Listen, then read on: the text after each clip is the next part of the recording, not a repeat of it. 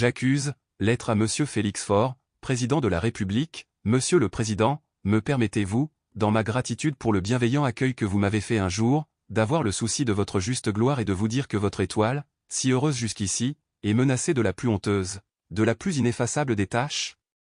Vous êtes sorti sain et sauf des basses calomnies, vous avez conquis les cœurs. Vous apparaissez rayonnant dans l'apothéose de cette fête patriotique que l'Alliance russe a été pour la France, et vous vous préparez à présider au solennel triomphe de notre exposition universelle, qui couronnera notre grand siècle de travail, de vérité et de liberté. Mais quelle tache de boue sur votre nom, j'allais dire sur votre règne, que cette abominable affaire Dreyfus. Un conseil de guerre vient, par ordre, d'oser acquitter un Esterhazy, soufflet suprême à toute vérité, à toute justice. Et c'est fini, la France a sur la joue cette souillure, l'histoire écrira que c'est sous votre présidence qu'un tel crime social a pu être commis. Puisqu'ils ont osé, j'oserai aussi, moi. La vérité, je la dirai, car j'ai promis de la dire, si la justice, régulièrement saisie, ne la faisait pas, pleine et entière. Mon devoir est de parler, je ne veux pas être complice. Mes nuits seraient hantées par le spectre de l'innocent qui expie là-bas, dans la plus affreuse des tortures, un crime qu'il n'a pas commis. Et c'est à vous, Monsieur le Président, que je la crierai, cette vérité, de toute la force de ma révolte d'honnête homme. Pour votre honneur, je suis convaincu que vous l'ignorez. Et à qui donc dénoncerai-je la tourbe malfaisante des vrais coupables, si ce n'est à vous, le premier magistrat du pays? La vérité d'abord sur le procès et sur la condamnation de Dreyfus. Un homme néfaste a tout mené, a tout fait, c'est le colonel du paty de Clam, alors simple commandant. Il est l'affaire Dreyfus tout entière, on ne la connaîtra que lorsqu'une enquête loyale aura établi nettement ses actes et ses responsabilités. Il apparaît comme l'esprit le plus fumeux, le plus compliqué, hanté d'intrigues romanesques, se complaisant au moyen des romans feuilletons, les papiers volés, les lettres anonymes, les rendez-vous dans les endroits déserts, les femmes mystérieuses qui colportent, de nuit, des preuves accablantes. C'est lui qui imagina de dicter le bordereau à Dreyfus, c'est lui qui rêva de l'étudier dans une pièce entièrement revêtue de glace, c'est lui que le commandant Forzinetti nous représente armé d'une lanterne sourde, voulant se faire introduire près de l'accusé endormi, pour projeter sur son visage un brusque flot de lumière et surprendre ainsi son crime, dans les mois du réveil. Et je n'ai pas à tout dire, qu'on cherche, on trouvera. Je déclare simplement que le commandant du paty de Clam, chargé d'instruire l'affaire Dreyfus, comme officier judiciaire, est, dans l'ordre des dates et des responsabilités, le premier coupable de l'effroyable erreur judiciaire qui a été commise. Le bordereau était depuis quelque temps déjà entre les mains du colonel Sander, directeur du bureau des renseignements, mort depuis de paralysie générale. Des fuites avaient lieu, des papiers disparaissaient, comme il en disparaît aujourd'hui encore, et l'auteur du bordereau était recherché, lorsqu'un a priori se fit peu à peu que cet auteur ne pouvait être qu'un officier de l'état-major, et un officier d'artillerie, double erreur manifeste, qui montre avec quel esprit superficiel on avait étudié ce bordereau, car un examen raisonné démontre qu'il ne pouvait s'agir que d'un officier de troupe. On cherchait donc dans la maison, on examinait les écritures, c'était comme une affaire de famille, un traître à surprendre dans les bureaux mêmes, pour l'en expulser.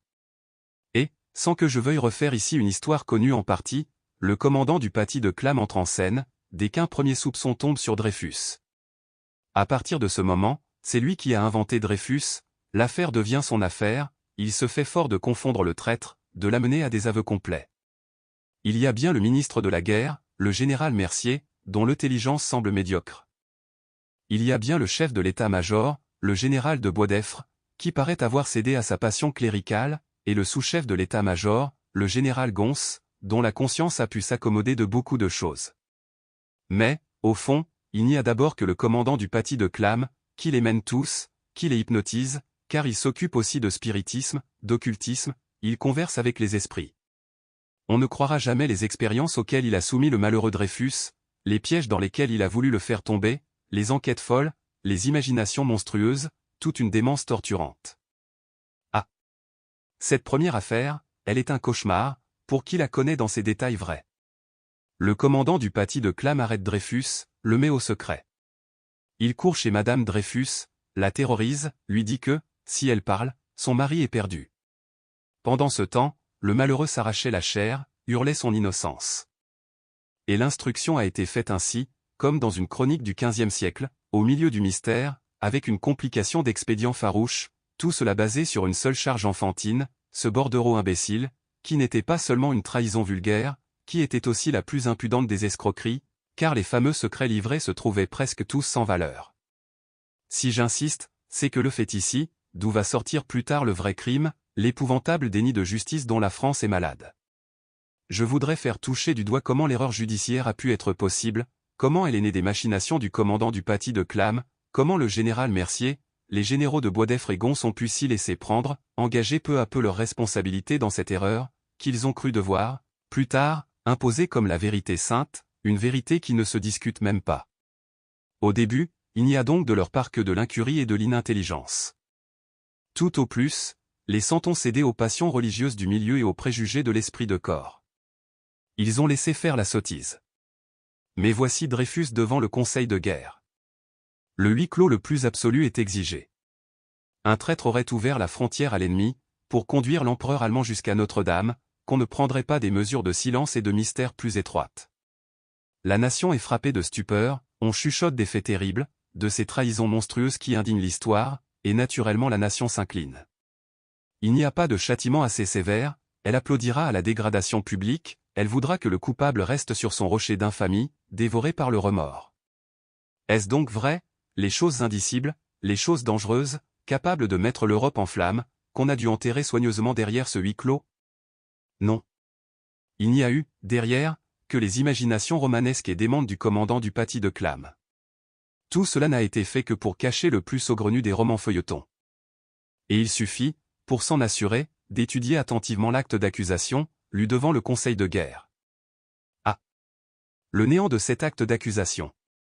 Qu'un homme ait pu être condamné sur cet acte, c'est un prodige d'iniquité.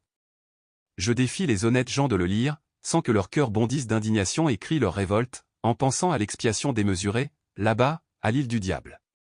Dreyfus sait plusieurs langues, crime, on n'a trouvé chez lui aucun papier compromettant, crime, il va parfois dans son pays d'origine, crime, il est laborieux, il a le souci de tout savoir, crime, il ne se trouble pas, crime, il se trouble, crime.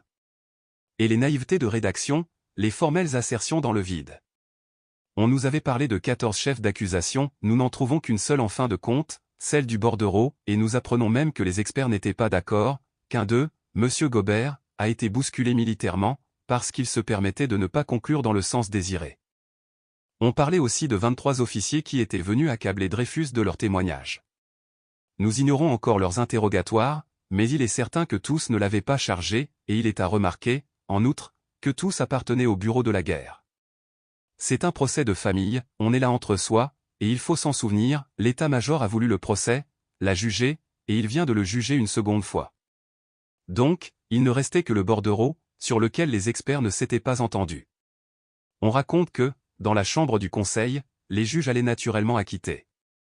Et, dès lors, comme l'on comprend l'obstination désespérée avec laquelle, pour justifier la condamnation, on affirme aujourd'hui l'existence d'une pièce secrète, accablante, la pièce qu'on ne peut montrer, qui légitime tout, devant laquelle nous devons nous incliner, le bon Dieu invisible et inconnaissable.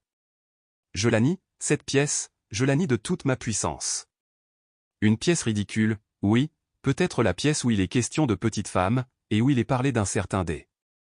Qui devient trop exigeant, quelque mari sans doute trouvant qu'on ne lui payait pas sa femme assez cher. Mais une pièce intéressant la défense nationale, qu'on ne saurait produire sans que la guerre fût déclarée demain, non, non. C'est un mensonge, et cela est d'autant plus odieux et cynique qu'ils mentent impunément sans qu'on puisse les en convaincre. Il ameute la France, il se cache derrière sa légitime émotion, il ferme les bouches en troublant les cœurs, en pervertissant les esprits. Je ne connais pas de plus grand crime civique. Voilà donc, Monsieur le Président, les faits qui expliquent comment une erreur judiciaire a pu être commise, et les preuves morales, la situation de fortune de Dreyfus, l'absence de motif, son continuel cri d'innocence, achèvent de le montrer comme une victime des extraordinaires imaginations du commandant du paty de Clam, du milieu clérical où il se trouvait, de la chasse aux sales juifs, qui déshonore notre époque. Et nous arrivons à l'affaire Esterhazy. 3 ans se sont passés, beaucoup de consciences restent troublées profondément, s'inquiètent, cherchent, finissent par se convaincre de l'innocence de Dreyfus. Je ne ferai pas l'historique des doutes, puis de la conviction de M. Scheurer-Kestner. Mais, pendant qu'il fouillait de son côté, il se passait des faits graves à l'état-major même. Le colonel Sander était mort, et le lieutenant-colonel Picard lui avait succédé comme chef du bureau des renseignements. Et c'est à ce titre, dans l'exercice de ses fonctions, que ce dernier eut un jour entre les mains une lettre télégramme, adressée au commandant Esterhazy, par un agent d'une puissance étrangère. Son devoir strict était d'ouvrir une enquête. La certitude est qu'il n'a jamais agi en dehors de la volonté de ses supérieurs. Il soumit donc ses soupçons à ses supérieurs hiérarchiques, le général Gons, puis le général de Boisdeffre, puis le général Billot, qui avait succédé au général Mercier comme ministre de la guerre. Le fameux dossier Picard, dont il a été tant parlé, n'a jamais été que le dossier Billot, j'entends le dossier fait par un subordonné pour son ministre, le dossier qui doit exister encore au ministère de la guerre. Les recherches durèrent de mai à septembre 1896, et ce qu'il faut affirmer bien haut, c'est que le général Gons était convaincu de la culpabilité d'Esterhazy, c'est que le général de Boisdeffre et le général Billot ne mettaient pas en doute que le fameux bordereau fût de l'écriture d'Esterhazy. L'enquête du lieutenant-colonel Picard avait abouti à cette constatation certaine. Mais les mois étaient grands, car la condamnation d'Esterhazy entraînait inévitablement la révision du procès Dreyfus, et c'était ce que l'état-major ne voulait à aucun prix. Il dut y avoir là une minute psychologique pleine d'angoisse. Remarquez que le général Billot n'était compromis dans rien, il arrivait tout frais, il pouvait faire la vérité. Il n'osa pas, dans la terreur sans doute de l'opinion publique, certainement aussi dans la crainte de livrer tout l'état-major, le général de Boisdeffre, le général Gons, sans compter les sous-ordres. Puis, ce ne fut là qu'une minute de combat entre sa conscience et ce qu'il croyait être l'intérêt militaire. Quand cette minute fut passée, il était déjà trop tard. Il s'était engagé, il était compromis. Et, depuis lors, sa responsabilité n'a fait que grandir, il a pris à sa charge le crime des autres, il est aussi coupable que les autres, il est plus coupable qu'eux, car il a été le maître de faire justice, et il n'a rien fait. Comprenez-vous cela? Voici un an que le général Billot, que les généraux de Boisdeffre et Gons savent que Dreyfus est innocent, et ils ont gardé pour eux cette effroyable chose. Et ces gens-là dorment, et ils ont des femmes et des enfants qu'ils aiment. Le colonel Picard avait rempli son devoir d'honnête homme. Il insistait auprès de ses supérieurs, au nom de la justice. Il les suppliait même, il leur disait combien leur délai était impolitique, devant le terrible orage qui s'amoncelait, qui devait éclater, lorsque la vérité serait connue. Ce fut, plus tard, le langage que aime. Scheurer-Kestner tint également au général Billot, l'adjurant par patriotisme de prendre en main l'affaire, de ne pas la laisser s'aggraver, au point de devenir un désastre public. Non. Le crime était commis, l'état-major ne pouvait plus avouer son crime. Et le lieutenant-colonel Picard fut envoyé en mission, on l'éloigna de plus en plus loin, jusqu'en Tunisie, où l'on voulut même un jour honorer sa bravoure, en le chargeant d'une mission qui l'aurait sûrement fait massacrer, dans les parages où le marquis de Morès a trouvé la mort. Il n'était pas en disgrâce, le général Gons entretenait avec lui une correspondance amicale. Seulement, il est des secrets qu'il ne fait pas bon d'avoir surpris. À Paris, la vérité marchait, irrésistible, et l'on sait de quelle façon l'orage attendu éclata. Monsieur Mathieu Dreyfus dénonça le commandant Esterhazy comme le véritable auteur du bordereau, au moment où monsieur Scheurer-Kestner allait déposer, entre les mains du garde des Sceaux, une demande en révision du procès. Et c'est ici que le commandant Esterhazy paraît. Des témoignages le montrent d'abord affolé, prêt au suicide ou à la fuite. Puis, tout d'un coup, il paye d'audace, il étonne Paris par la violence de son attitude. C'est que du secours lui était venu, il avait reçu une lettre anonyme l'avertissant des menées de ses ennemis, une dame mystérieuse s'était même dérangée de nuit pour lui remettre une pièce volée à l'état-major, qui devait le sauver. Et je ne puis m'empêcher de retrouver là le lieutenant-colonel du paty de Clam, en reconnaissant les expédients de son imagination fertile. Son œuvre, la culpabilité de Dreyfus, était en péril, et il a voulu sûrement défendre son œuvre. La révision du procès, mais c'était l'écroulement du roman feuilleton si extravagant, si tragique, dont le dénouement abominable a lieu à l'île du diable. C'est ce qu'il ne pouvait permettre. Dès lors, le duel va avoir lieu entre le lieutenant-colonel Picard et le lieutenant-colonel du paty de Clam, l'un le visage découvert, l'autre masqué. On les retrouvera prochainement tous deux devant la justice civile. Au fond, c'est toujours l'état-major qui se défend, qui ne veut pas avouer son crime, dont l'abomination grandit d'heure en heure. On s'est demandé avec stupeur quels étaient les protecteurs du commandant Esterhazy. C'est d'abord, dans l'ombre, le lieutenant-colonel du paty de Clam qui a tout machiné, qui a tout conduit. Sa main se trahit aux moyens saugrenus. Puis, c'est le général de Boisdeffre, c'est le général Gons, c'est le général Billot lui-même, qui sont bien obligés de faire acquitter le commandant, puisqu'ils ne peuvent laisser reconnaître l'innocence de Dreyfus, sans que les bureaux de la guerre croulent sous le mépris public. Et le beau résultat de cette situation prodigieuse, c'est que l'honnête homme là-dedans, le lieutenant-colonel Picard, qui seul a fait son devoir, va être la victime, celui qu'on bafouera et qu'on punira. Ô justice, quelle affreuse désespérance serre le cœur. On va jusqu'à dire que c'est lui le faussaire, qu'il a fabriqué la carte télégramme pour perdre Esterhazy. Mais, grand Dieu! Pourquoi? Dans quel but? Donner un motif. Est-ce que celui-là aussi est payé par les Juifs? Le joli de l'histoire est qu'il était justement antisémite. Oui. Nous assistons à ce spectacle infâme, des hommes perdus de dettes et de crimes dont on proclame l'innocence, tandis qu'on frappe l'honneur même, un homme à la vie sans tache. Quand une société en est là, elle tombe en décomposition. Voilà donc, Monsieur le Président, l'affaire Esterhazy, un coupable qu'il s'agissait d'innocenter. Depuis bientôt 2 mois, nous pouvons suivre heure par heure la belle besogne. J'abrège, car ce n'est ici, en gros, que le résumé de l'histoire dont les brûlantes pages seront un jour écrites tout au long. Et nous avons donc vu le général de Pellieux, puis le commandant Ravary, conduire une enquête scélérate d'où les coquins sortent transfigurés et les honnêtes gens salis. Puis, on a convoqué le conseil de guerre. Comment a-t-on pu espérer qu'un conseil de guerre défrait ce qu'un conseil de guerre avait fait? Je ne parle même pas du choix toujours possible des juges. L'idée supérieure de discipline, qui est dans le sang de ces soldats, ne suffit-elle à infirmer leur pouvoir d'équité? Qui dit discipline dit obéissance. Lorsque le ministre de la guerre, le grand chef, a établi publiquement, aux acclamations de la représentation nationale, l'autorité de la chose jugée, vous voulez qu'un conseil de guerre lui donne un formel démenti? Hiérarchiquement, cela est impossible. Le général Billot a suggestionné les juges par sa déclaration, et ils ont jugé comme ils doivent aller au feu, sans raisonner. L'opinion préconçue qu'ils ont apportée sur leur siège, est évidemment celle-ci: Dreyfus a été condamné pour crime de trahison par un conseil de guerre, il est donc coupable, et nous, conseil de guerre, nous ne pouvons le déclarer innocent, or nous savons que reconnaître la culpabilité d'Esterhazy, ce serait proclamer l'innocence de Dreyfus. Rien ne pouvait les faire sortir de là. Ils ont rendu une sentence inique, qui à jamais pèsera sur nos conseils de guerre, qui entachera désormais de suspicion tous leurs arrêts. Le premier conseil de guerre a pu être inintelligent, le second est forcément criminel. Son excuse, je le répète, est que le chef suprême avait parlé, déclarant la chose jugée inattaquable, sainte et supérieure aux hommes, de sorte que des inférieurs ne pouvaient dire le contraire.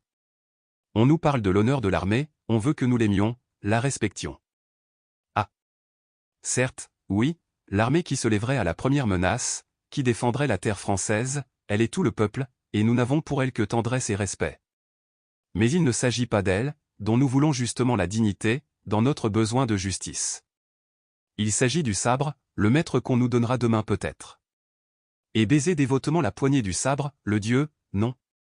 Je l'ai démontré d'autre part, l'affaire Dreyfus était l'affaire des bureaux de la guerre, un officier de l'état-major, dénoncé par ses camarades de l'état-major, condamné sous la pression des chefs de l'état-major.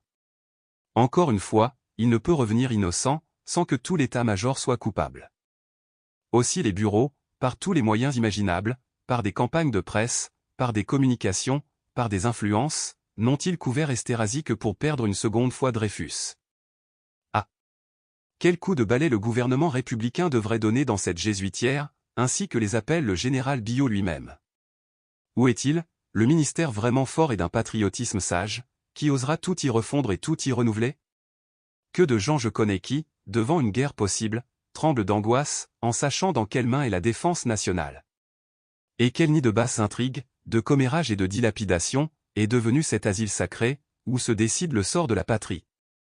On s'épouvante devant le jour terrible que vient d'y jeter l'affaire Dreyfus, ce sacrifice humain d'un malheureux, d'un sale juif. Ah! Tout ce qui s'est agité là de démence et de sottise, des imaginations folles, des pratiques de basse police, des mœurs d'inquisition et de tyrannie, le bon plaisir de quelques galonnés mettant leurs bottes sur la nation, lui rentrant dans la gorge son cri de vérité et de justice, sous le prétexte menteur et sacrilège de la raison d'État. Et c'est un crime encore que de s'être appuyé sur la presse immonde, que de s'être laissé défendre par toute la fripouille de Paris, de sorte que voilà la fripouille qui triomphe insolemment, dans la défaite du droit et de la simple probité. C'est un crime d'avoir accusé de troubler la France ceux qui la veulent généreuse, à la tête des nations libres et justes, lorsqu'on ourdit soi-même l'impudent complot d'imposer l'erreur, devant le monde entier.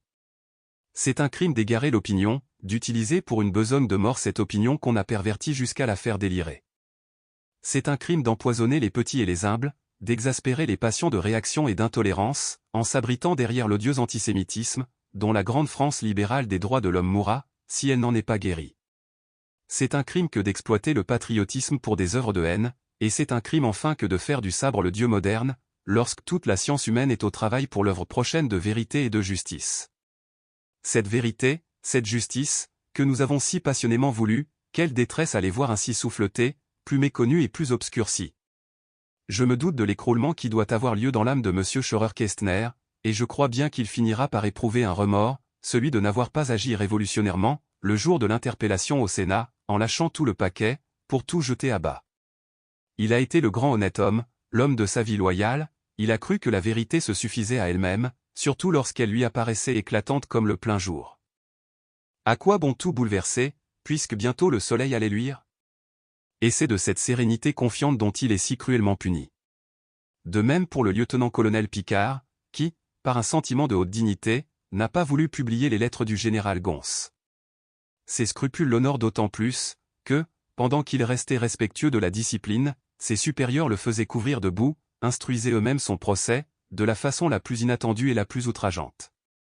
Il y a 2 victimes, 2 braves gens, 2 cœurs simples, qui ont laissé faire Dieu, tandis que le diable agissait. Et l'on a même vu, pour le lieutenant-colonel Picard, cette chose ignoble, un tribunal français, après avoir laissé le rapporteur charger publiquement un témoin, l'accusé de toutes les fautes, a fait le huis clos, lorsque ce témoin a été introduit pour s'expliquer et se défendre. Je dis que cela est un crime de plus et que ce crime soulèvera la conscience universelle. Décidément, les tribunaux militaires se font une singulière idée de la justice.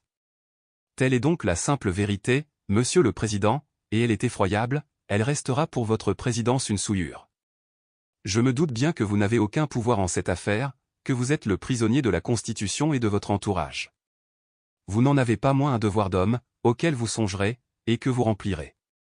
Ce n'est pas, d'ailleurs, que je désespère le moins du monde du triomphe. Je le répète avec une certitude plus véhémente, la vérité est en marche, et rien ne l'arrêtera. C'est d'aujourd'hui seulement que l'affaire commence, puisqu'aujourd'hui seulement les positions sont nettes, d'une part, les coupables qui ne veulent pas que la lumière se fasse, de l'autre, les justiciers qui donneront leur vie pour qu'elle soit faite. Quand on enferme la vérité sous terre, elle s'y amasse, elle y prend une force telle d'explosion, que, le jour où elle éclate, elle fait tout sauter avec elle. On verra bien si l'on ne vient pas de préparer, pour plus tard, le plus retentissant des désastres. Mais cette lettre est longue, Monsieur le Président, et il est temps de conclure.